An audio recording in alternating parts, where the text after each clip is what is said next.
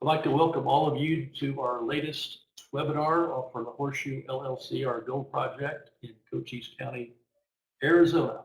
And today we're going to go through various stages of our operation, including how to value mining projects, how ours stacks up against some of the others as well, and what's required for reporting to the authorities. We're going to go through all that today.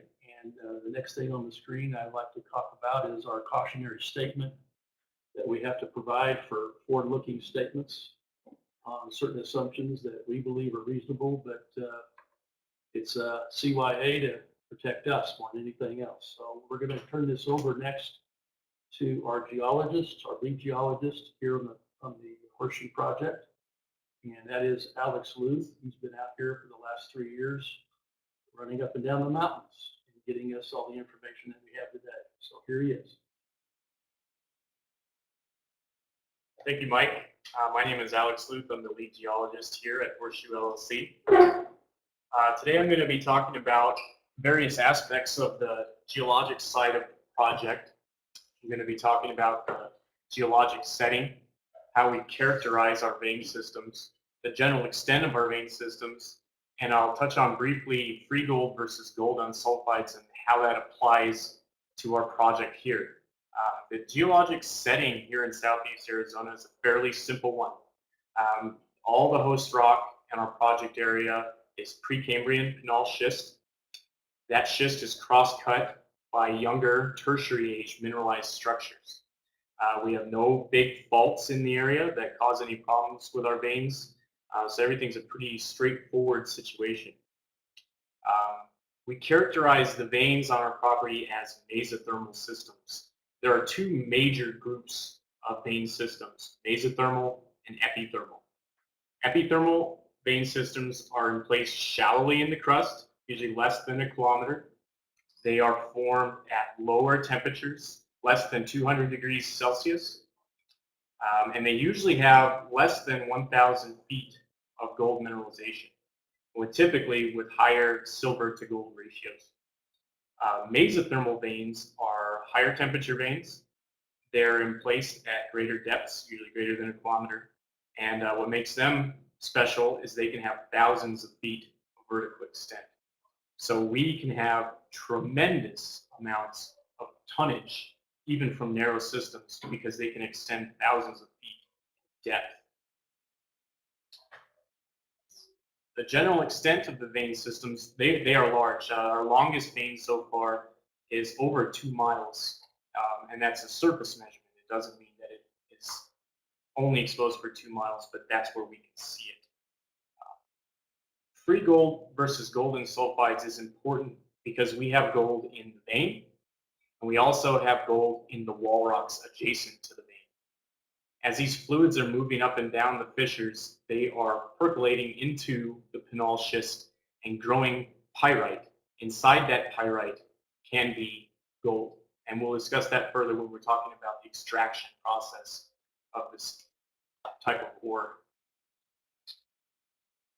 This is a figure of our current land holdings.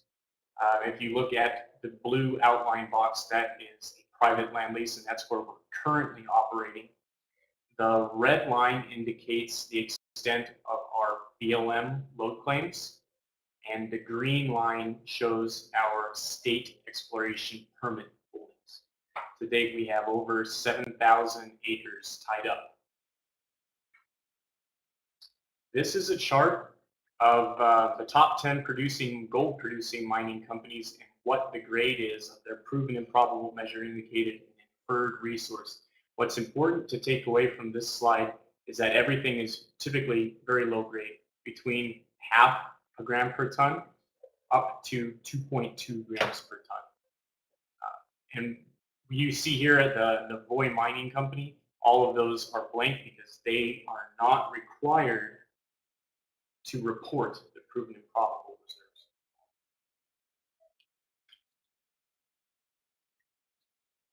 This is a chart of 17 of our mineralized structures. What's important on this chart is to not only look at the average grade, but the number of ounces that possibly are contained in those veins. If you think back to the chart we just looked at, and we were looking at grades from 0.5 grams per ton up to 2, you can see that we have some very high-grade structures on this property, yielding a healthy amount, over 800,000 ounces of estimated gold. These are 17 of the structures that I've done enough work on that feel comfortable calculating an estimated potential. Every of the 17 veins, we have over 120 of these structures on the property. This is 17. Those remaining 80 some structures could have potentials just like these. We are constantly doing exploration out on this property, and we are actively exposing more veins on the private property for grade confirmation, and also to get them ready for pilot hole drilling for extraction with the Dragon. We're using the data from the Dragon now to determine criteria for the veins that we will actively explore for and develop. And we are also planning an extensive diamond drilling program with the goal of getting measured and indicated resource estimates by Canadian Instrument NI 43101. These are some slides, some pictures of the exploration potential of the area, which is large. This is an area called Prosperity Hill. As you can see, this is a very thick unit of mineralization. There are 2 veins present in this picture, one right at my feet, and then one about halfway down. In between those 2 veins is a mineralized block of sedimentary rock that could be amenable to gold mining. Windy Canyon is a very wide vein. You can see there it's around 6 feet width. This is a picture of one of the veins in the Moonlight area. In the Moonlight area, we have 7 or 8 structures just like this one, stacked in a row. This is one of the veins on the Glory Ridge area. This is one of the larger veins, but there are at least 3 others that intersect this vein. Silver Camp Canyon is an area with high-grade silver mineralization as well as high-grade gold mineralization, and it may represent some large bulk mining targets. These are 2 veins that don't have names, and they represent really the upside potential. There is many, many more of these unnamed veins out there that we just need time to get back to explore and develop them into targets as good or better as the targets we're working on right now. In conclusion, we have over 7,000 acres controlled by Horseshoe.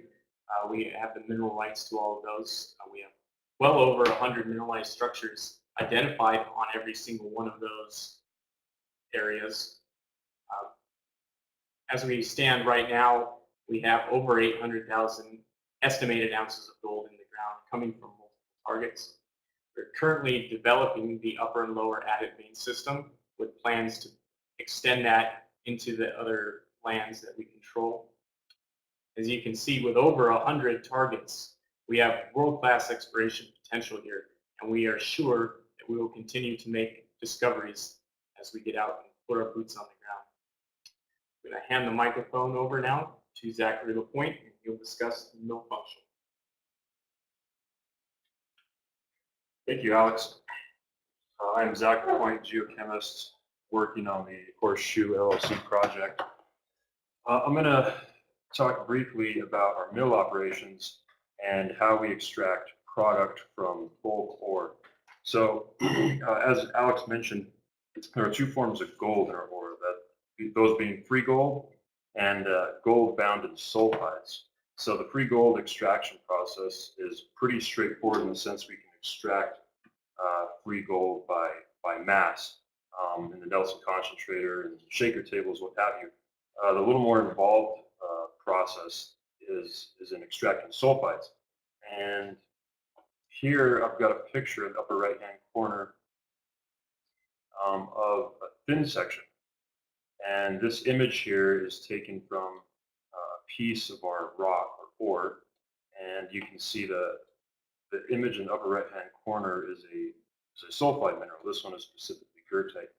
And inside of this red circle, you can see gold inclusions, and that is why we aim to extract the sulfide minerals from our ore. And we can do this with froth flotation.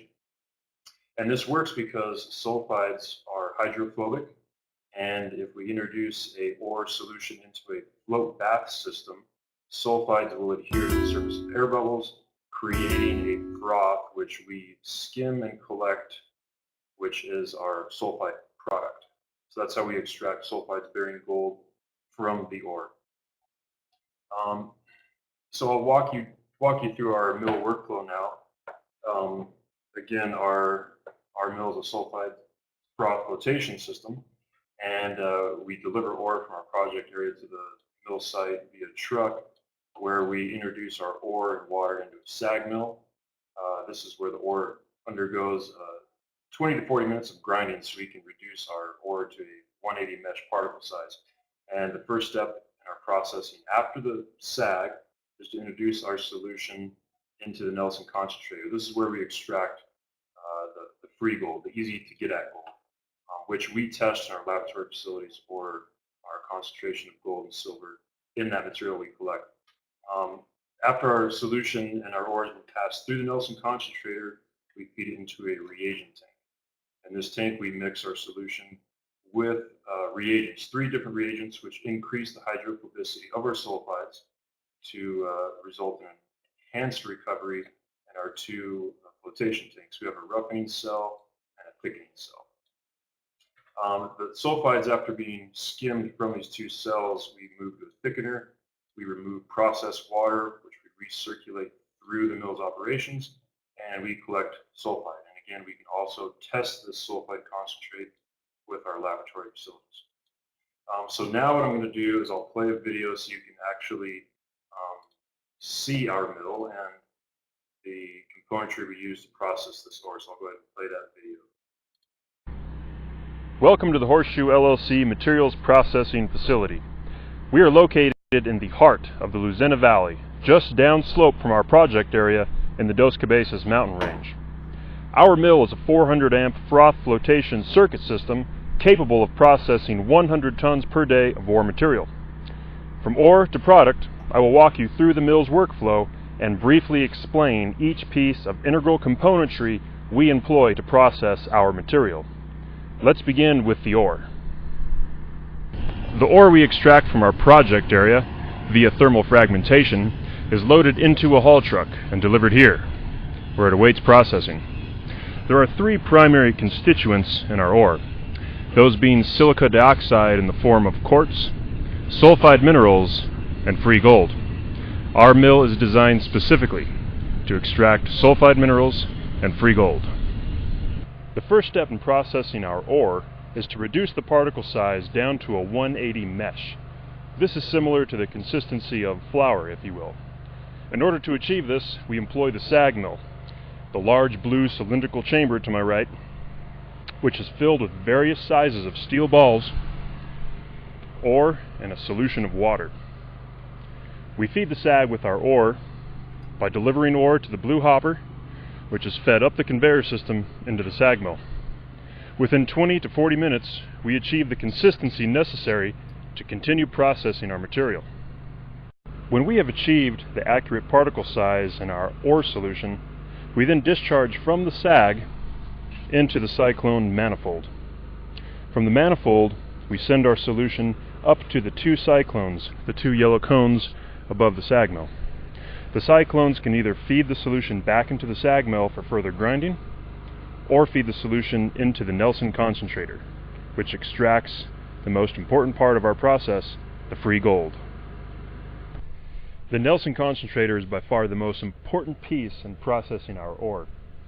When we opt to feed slurry from the cyclone to the Nelson concentrator, the ore is fed into the cylindrical chamber with a ribbed sleeve which spins and separates heavies, free gold.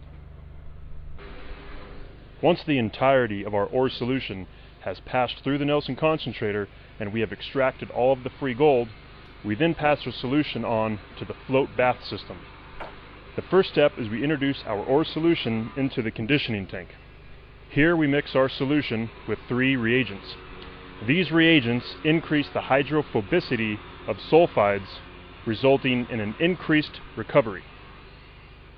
Once our ore solution is charged with reagents, we feed the solution into 2 flotation baths. We have a roughener cell and a scavenger cell.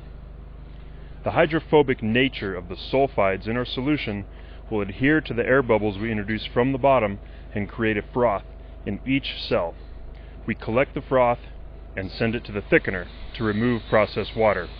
It is important to collect sulfide material because a sufficient amount of gold is bound inside the sulfides. Once our solution is passed through the flotation circuits, we are left with 2 materials, one being sulfide concentrate and one being our tails. We plumb both of these solutions into our thickening tanks, the large blue tanks sitting on top of the steel platform. In each one of these tanks we add a small amount of polymer flocculant to increase the settling speed in each. We plumb the processed water to a processed water tank where we recirculate the water through the mill's operations. The sulfide concentrate is plumbed over to a vacuum filter disc pad where we remove any remaining moisture in the product. Lastly, our tailings materials are plumbed to these 3 2,500-gallon tailings tanks. The tails materials are staged here where they await transport and disposal. In conclusion, we are near to completing our froth flotation circuit system designed specifically for the ore in our geographic region. This mill is an extraordinary asset to our operations base, and I look forward to seeing you all again for our next operational update. My name is Zach LaPointe, wishing you well from Cochise County, Arizona. All right, and that concludes our segment on the mill and processing ore. I'm going to hand the microphone off to Adam Zimmerman, who will be discussing our laboratory facilities and testing procedures.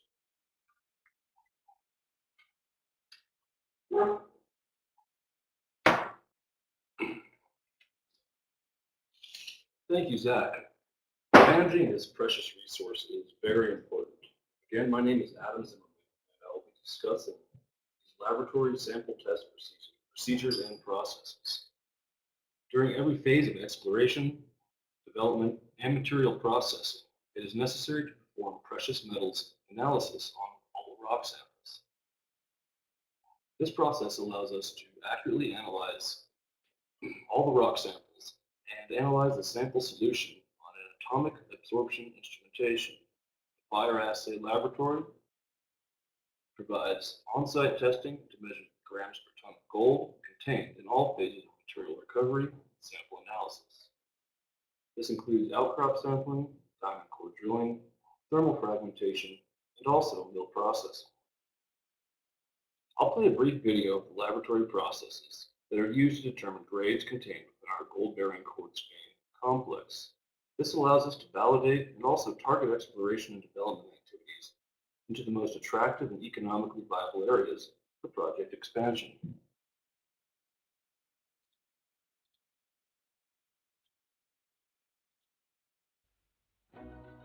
We'll begin the video here. You can see here the drill core that was recovered during our 2015 diamond core drill campaign.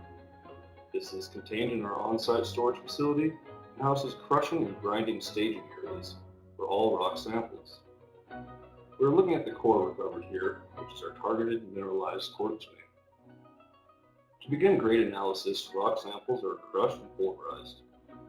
Material must be brought to a -180 mesh to make sure every sample passes grind size and ensures the proper full liberation of free gold. And this machine helps us do just that. The pulverized material is referred to as pulp, which is what we're looking at here. It is weighed out on a precision scale and then mixed with a series of reagents. As this process is demonstrated now, what the reagents do is lowers the melting point of the pulp and facilitates the complete extractability of gold and silver in a lead alloy. The reagents are mixed and placed in a lead crucible, which we'll see done here in just one moment after the mixing is done.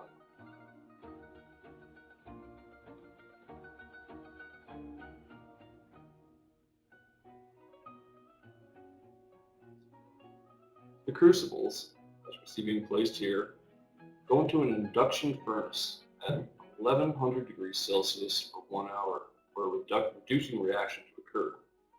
This will pull all of the gold and silver into a lead button. Crucibles are then poured into a concentric mold in order to separate the glass from the lead button.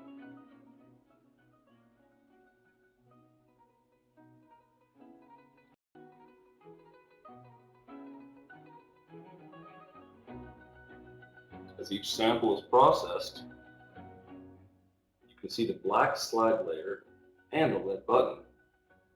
The lead buttons are cleaned thoroughly and then weighed to ensure proper sample size. The lead buttons are then placed into bone ash capels and loaded back into the furnace at 870 degrees Celsius. This oxidizes the lead and reveals the precious metal.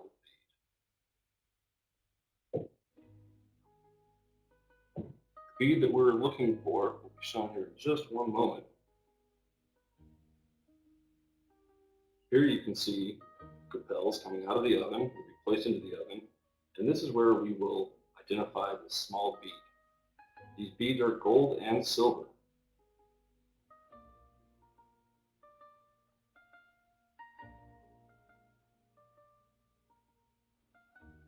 The bead is taken from the capel and placed into a Teflon container.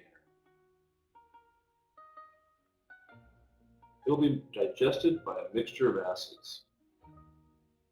Acids are added to these vessels until the entire bead is dissolved. The remaining liquor is now filtered and ready for analysis. To analyze these solutions, we first prepare a standard solution. This tells our instruments a range of values so it will properly tell how much gold is in the solution. These tests achieve very accurate results using state-of-the-art equipment.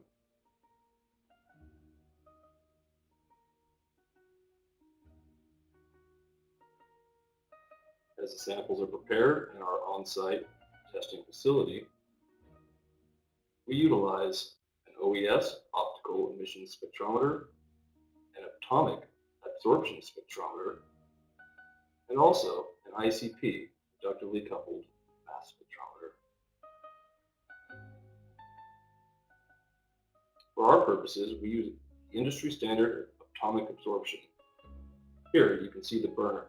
It is an acetylene gas torch that atomizes the elements in the solution into a free gaseous phase, reacting with X-rays emitted from the gold lamp. Care is taken to obtain the proper correlation coefficient to ensure our analysis is very accurate.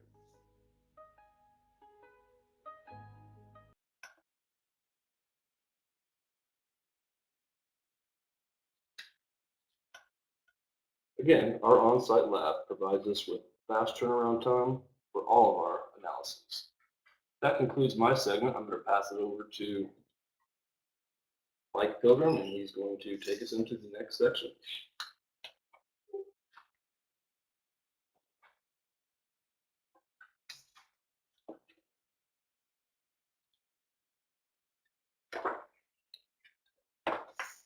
Thank you very much, Adam, Zach, and Alex for a good presentation that they put together for you all to see.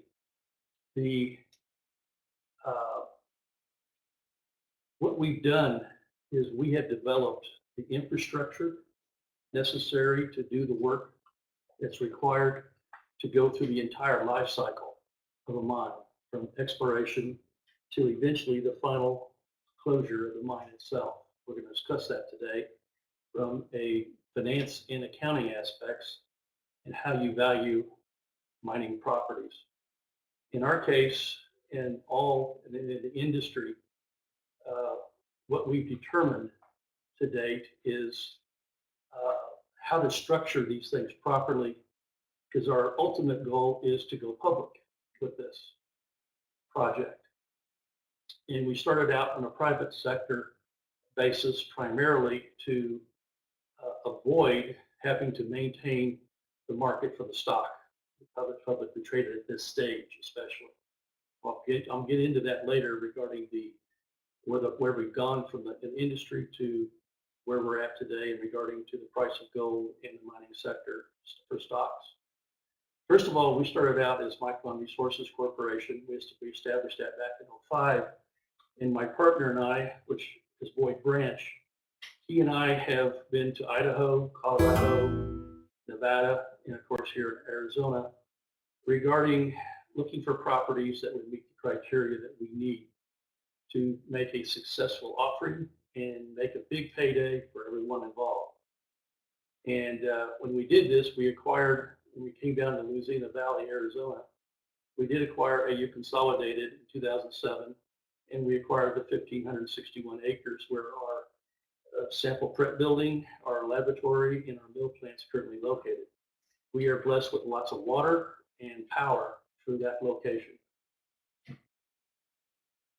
We then added two other companies. One is Micron Recovery LLC. And right now we use that entity for all of our mine employees and equipment for asset protection purposes for the holdings of the land that we own and all the other assets of the company. We then established Caldera Gold Reserves LLC.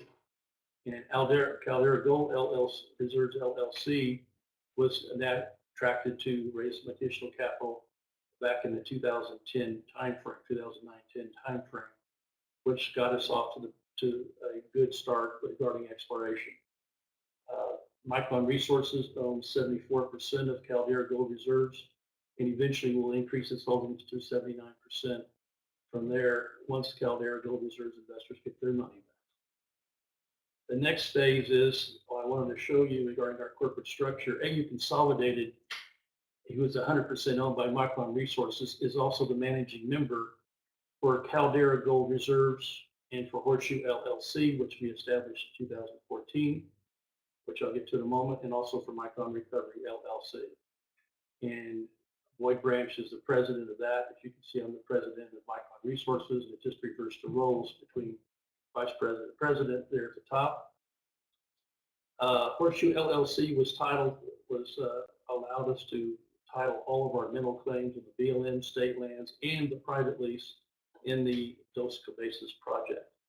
And that's we did that for one reason primarily, is to keep the assets all in there, and also the monies that go in there, it'd be equal dilution between Caldera Gold Reserves and Micron Resources Corporation shareholders. First, I want to talk about one of the big aspects that Alex has already covered is the resource. The resources are very critical when you're talking about any type of the oil and gas or mining operations, and that is, do you have the goods? One of the things that we discovered is, I always ask myself, was why were we so lucky? The reason why we were so lucky is that primarily in Arizona, it's a copper mining area, so we're surrounded by mines, as a matter of fact. The Freeport-McMoRan-Morenci mine, 45 miles directly to the north of us. You can see at the top of the peak of the Dos Cabezas very clearly from up there on a clear day. And but they're primarily a copper mine. They have a little bit of gold and silver, which is always attributable to copper mining. We have mines to the west of us, to the east of us, and of course down south and all the way into Mexico. So this is a traditional mining sector area, but this was overlooked. As a matter of fact, if you look at our geology consultants, Dr. Campbell and Dr. Virgil Luth, Dr. Luth told me, I wanted to share with you, he says, it turns out that you guys may have discovered a new gold mining district, if you will, regarding because it was overlooked because nobody found any copper in the area. And also the way the land is owned. We have a combination of private land along with state and federal land, but it's the private landholders that allowed us the capability, because for years they didn't let anybody on their property, and they're old time, old west cattle ranchers, and they didn't let anybody on the property, so nobody had access to that at that time. I do want to mention that Dr. Campbell, Dr. Luke were the ones that were responsible for initially finding this property there in the Dos Cabezas and introduced us to Alex Luth. Alex Luth is our lead geologist, and later we brought on board Zach LaPointe, who's a multi-geologist, and because he's a geochemist as he went through the demonstration for you on the mill plant. And Zach DeLuca also as well, as a geologist that will be working in the field as well. Adam Zimmerman has also a degree in geology. You saw his curriculum vitae on his presentation on the laboratory. And right now, those two, Adam Zimmerman and Zach LaPointe, are working to get the reagent mixture correct in the mill plant as we're going to start up our plant next week. By the way, the date of this whole presentation is February 24, 2017, and we expect next week to begin doing our testing of the mill plant and producing gold. The engineering support, that's going to be critical too. The biggest one I want to mention right away is a lot of our data that we get on cost is from Infomine, which is standard in the industry. We get this data from a lot of different mining companies in Canada and the US.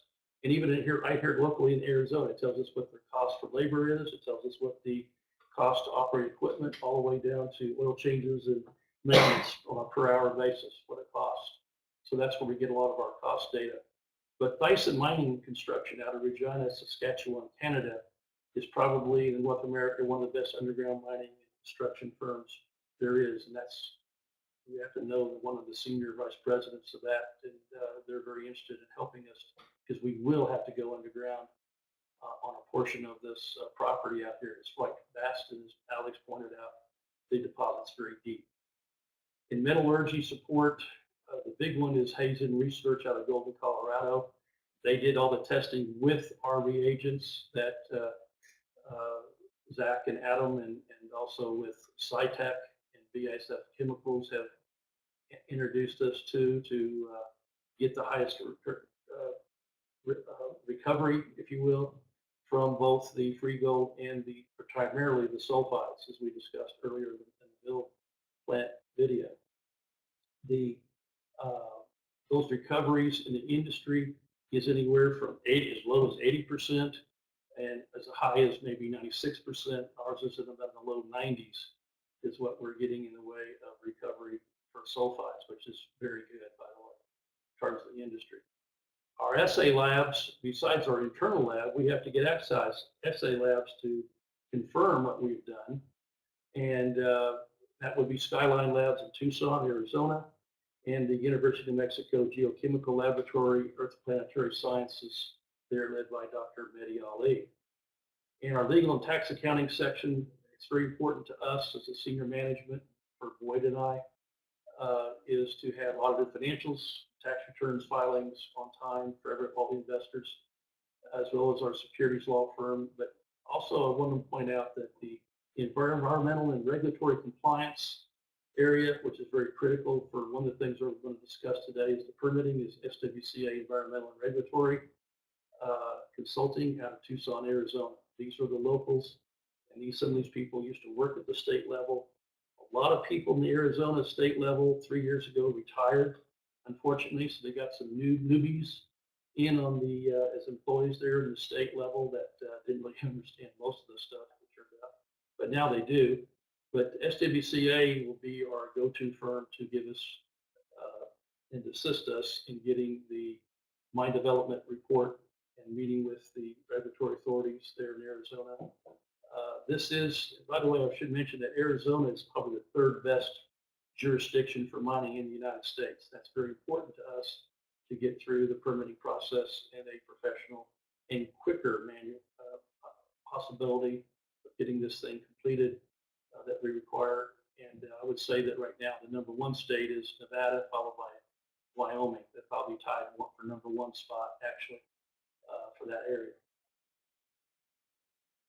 The next section that I really wanted to get into is the cost to produce. Everybody's always asked, well, what does it cost you to produce gold?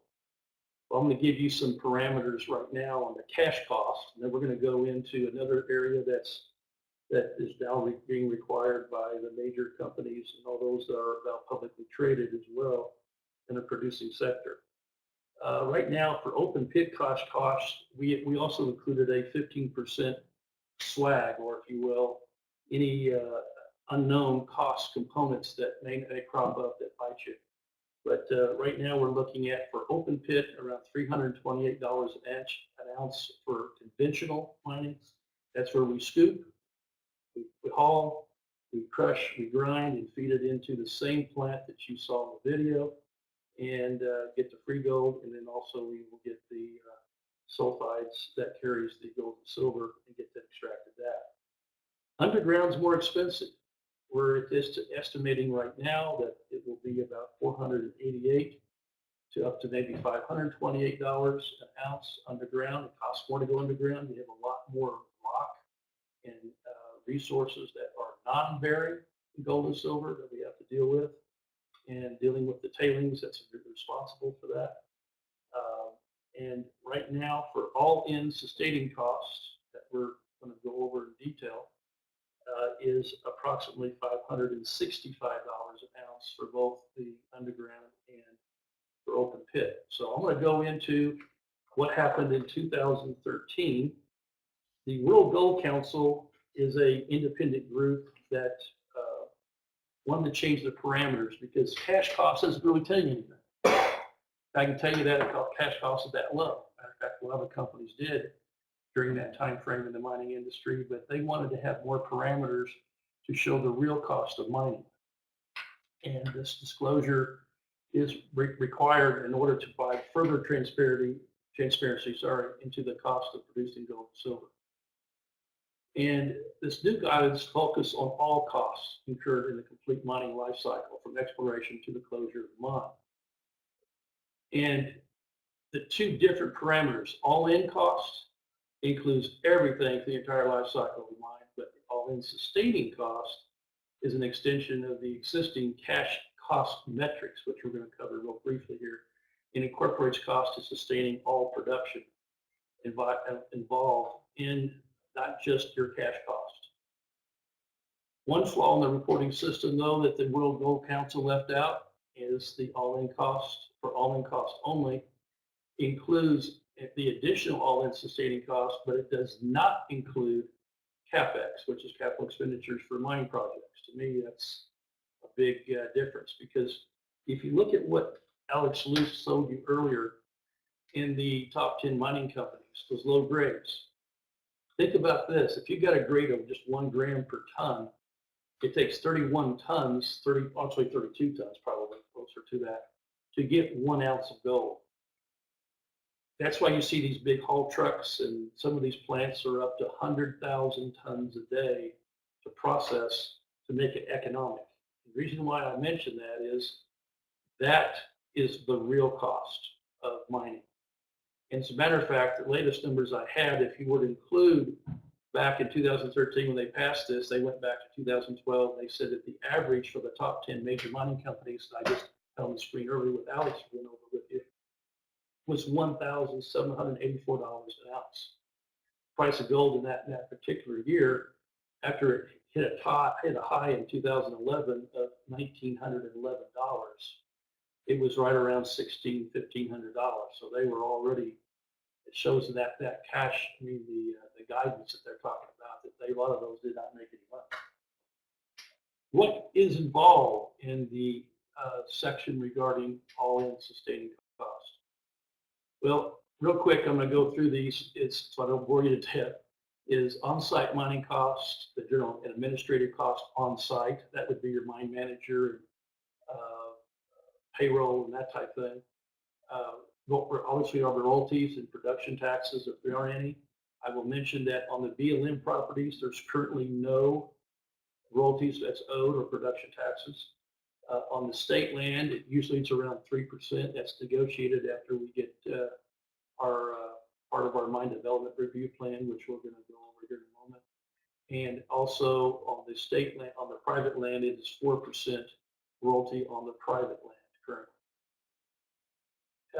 With regard to hedging, we're not going to do that right away because I'll get to that and the reason why later on our forecast for gold. But realized gain and losses on hedging due to operating costs, which the big boys do. And I might say that in the late 1900s, Barrick was the darling in Wall Street.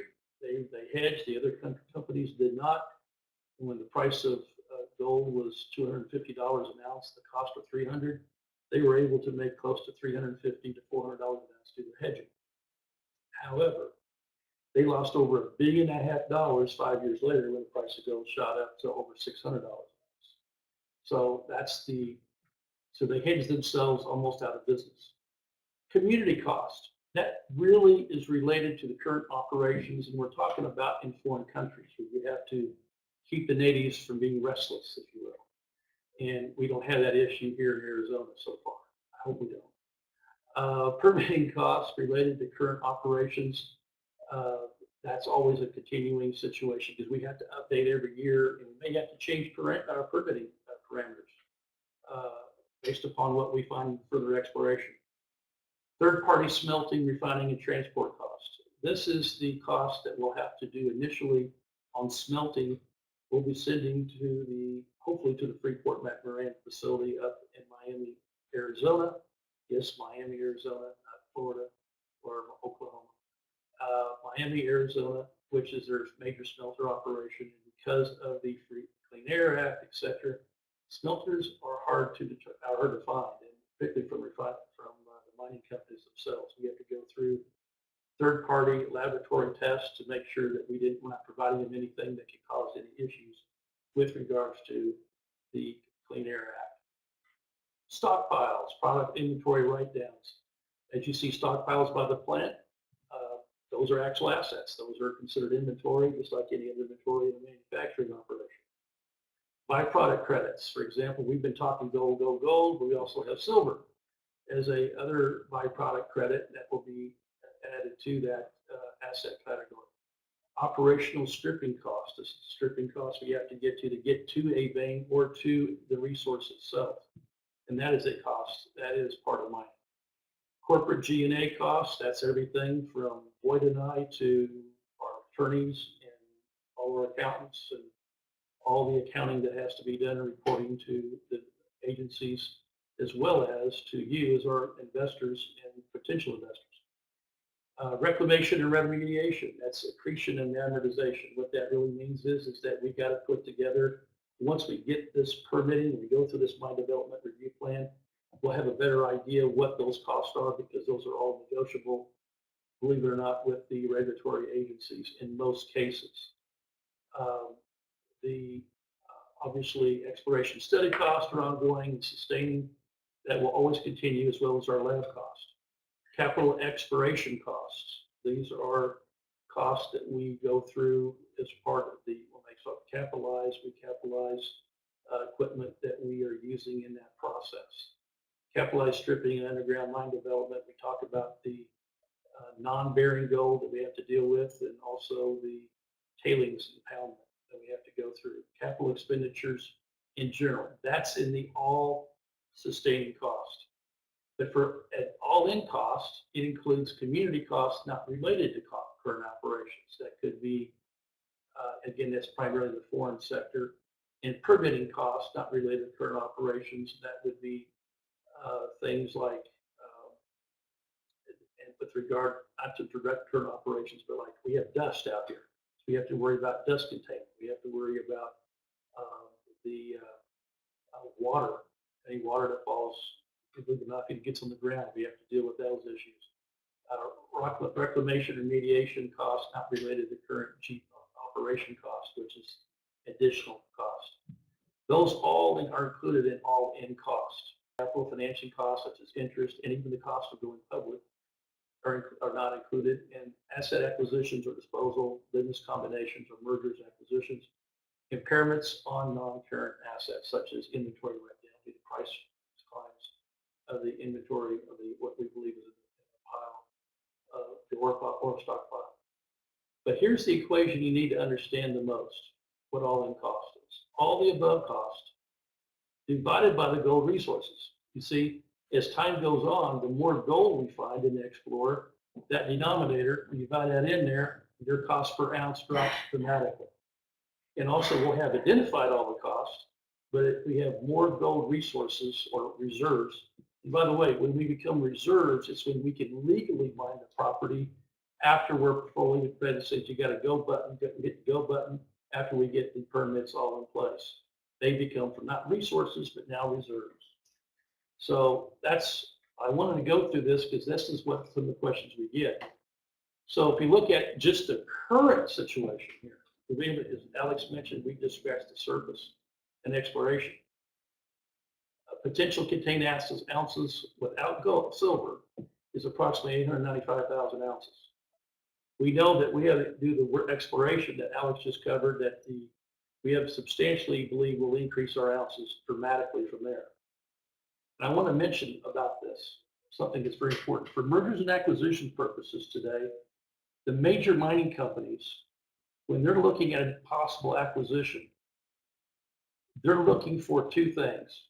They're looking for how many ounces do you have? And they usually require 2 to 3 million ounces of resource or proven probable reserves in place. If you were to buy this, I've had questions on this in the past. Why don't you sell part of the property that has ounces?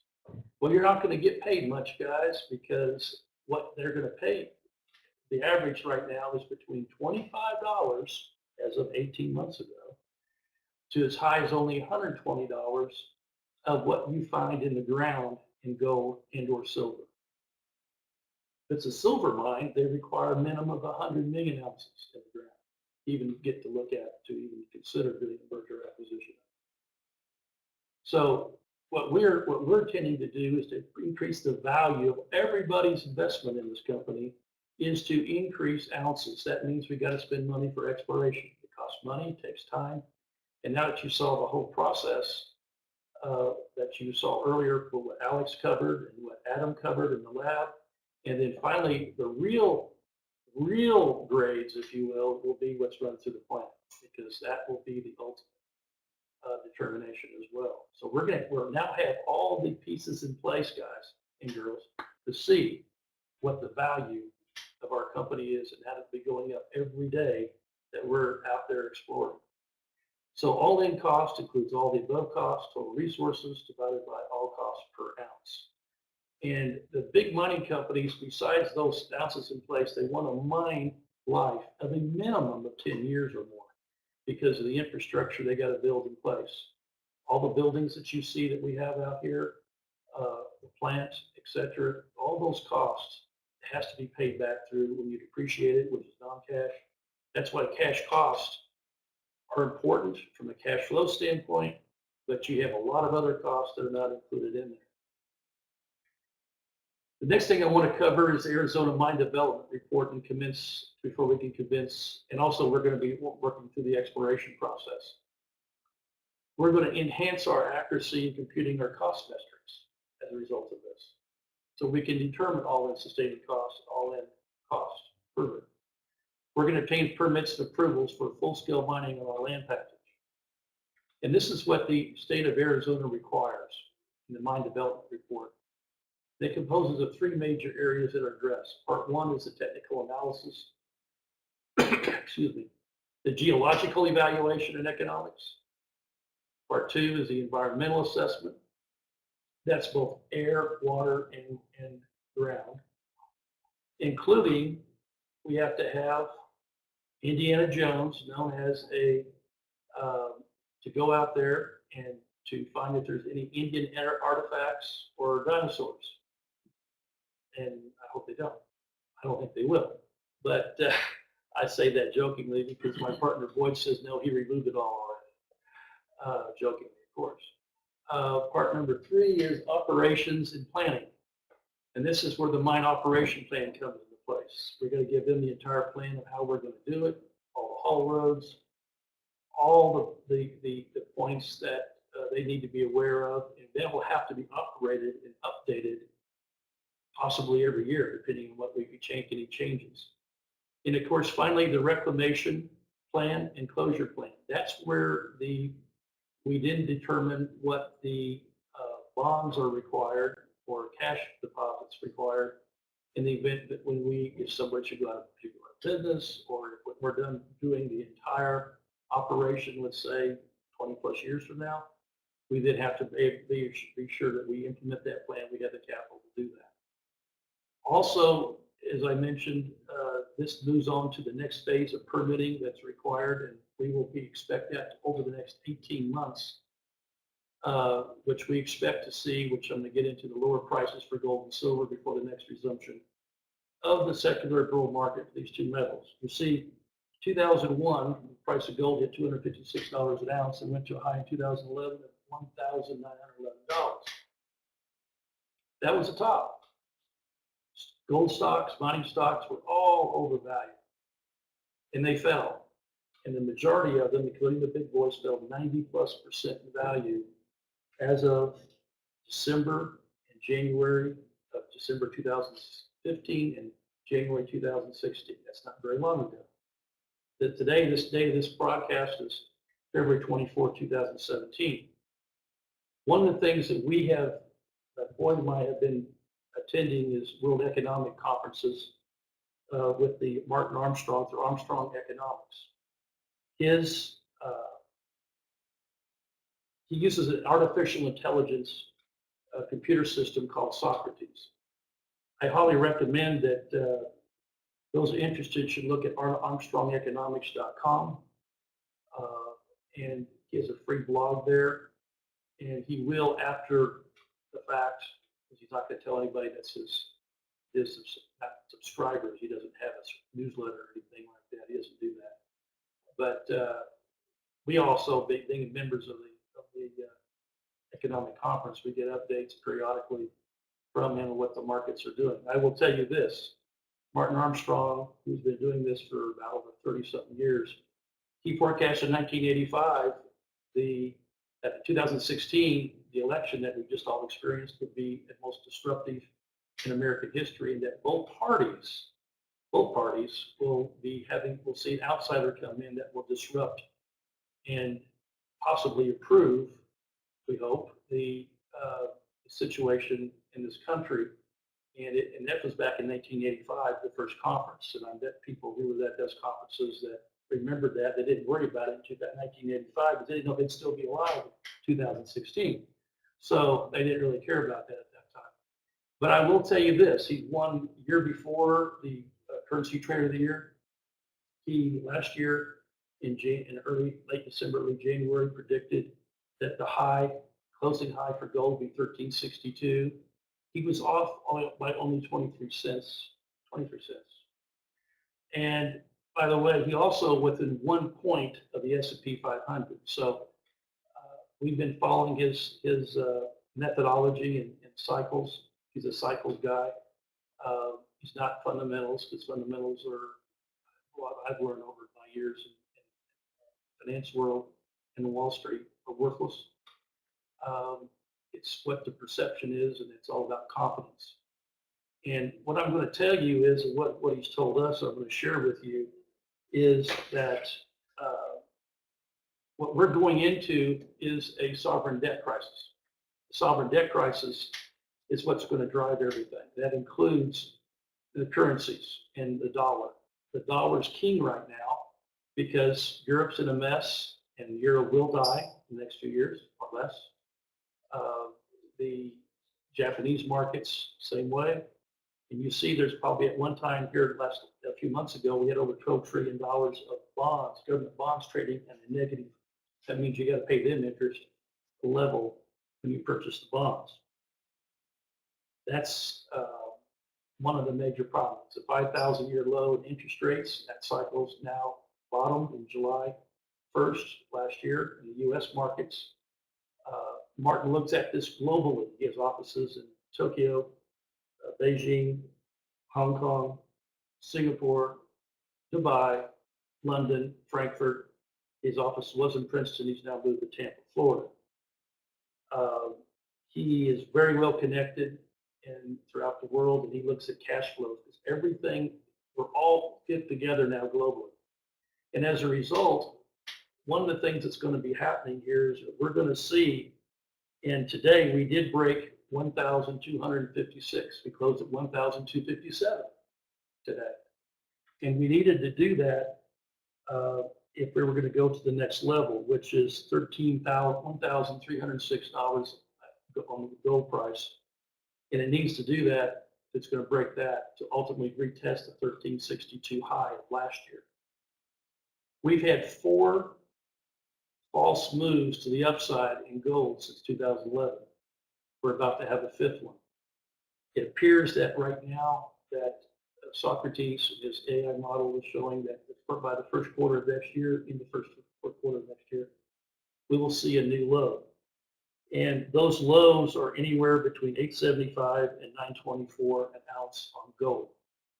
That's necessary. It's like a trampoline. When you, or the higher up you go up, the more you push down, the quicker the return back up. We will return to new highs. And once we break 2,000, his model shows that we will never, ever see 1,000 or 2,000 on gold again. It will go much higher than that. Because at that point, the sovereign debt crisis will be far more severe, the political situation. And yes, he predicted even the civil unrest cycles and World War III will also be included in all these cycles. I wouldn't bet against him. He's been very accurate. His models have been accurate for many years. His former clients were Ronald Reagan and Margaret Thatcher in his younger years, and he's outperformed all the other hedge funds dramatically. Matter of fact, he won Hedge Fund Manager of the Year when he was managing money in 1999. He made that a distinction as well. He did not no longer continue to take money from outside investors. He does not manage money, etc. So anyway, I would advise you to look at arbitrageeconomics.com, and that's the cycle that we're following. Not economists, not Wall Street, not the talking heads on CNBC, because they don't know what they're talking about. This is the real guy that knows what he's doing, and we followed him, and we knew that we were in this cycle until 2011 down. We took advantage of that to do exploration out here, and now we're going to ramp this up because we want to be able to begin on the upside, and that is our exit strategy. We intend to then go public during when these prices of stocks go up. And I will tell you, if you look at it back in the 1930s, when gold, like Homestake Mines, went up over 1,000%, yes, and including in depression. It goes up during depressions big time. Because the problem is that in the 1930s, what you don't hear about in America is that the European governments defaulted on their debt and we bailed them out as Americans in the 1930s, which exacerbated the depression worldwide. So with that being said, we're going to be seeing defaults on sovereign debt and eventually on our country. We're going to be seeing that as well. So that's why we're very bullish long term. We're very negative long term. Martin's taken a lot of heat from gold bugs because Alan's been right, but he kept saying it's going to go lower, and it did. So now that it turns around, maybe we'll find somebody that wishes they didn't that they were into bonds and stocks again. Anyway, the current financing that we're raising is a $15 million financing. And I wanted to go through and mention to you that that financing allows all these slides that I'm showing you to occur. We got to continue to keep our phenomenal personnel and our infrastructure in place. And we want to continue not just exploration, but also production on a minimal basis until we get fully permitted. That we'll be able to reduce the cost of our operations dramatically during that phase. This is a picture of this new technology that I wanted to also mention to you is the thermal fragmentation policy, thermal fragmentation technology that we're using. This is from Nippon Dragon Resources. This is what they call the Dragon, which is using this thermal fragmentation out there and up there on the mountain that we're now doing. You can see what both the geologist and the people that's running this machine. What it does is right there is the president of Nippon Dragon Resources. He is measuring the amount of just simply steam that's coming out of the thermal fragmentation. It gets very hot down there. It takes over a day usually to cool down the ore that's been fragmented to small pieces about the size of your thumb, or even less than that, versus using blasting and crushing and grinding unit. We're looking at now the economics of using this on our narrow veins. As Alex showed in other slides, how big the other veins are. That may require to use conventional mining methods.